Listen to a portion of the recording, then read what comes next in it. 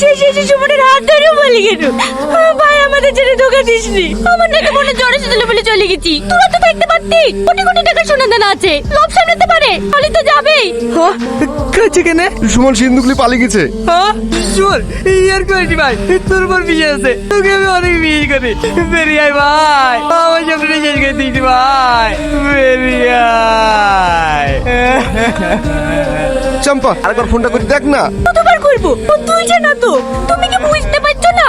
পালিয়ে গেছে, ওর ফোন তোলে। বিশ্বাস যাও করো গো বিশ্বাস, সবই চাচার লেগে হয়েছে। কাল যদি মালটা আমার কাছে থুতুক তাহলে কিছুই হইতুক না। এই ওঠ, রাতে থাকতে কেন?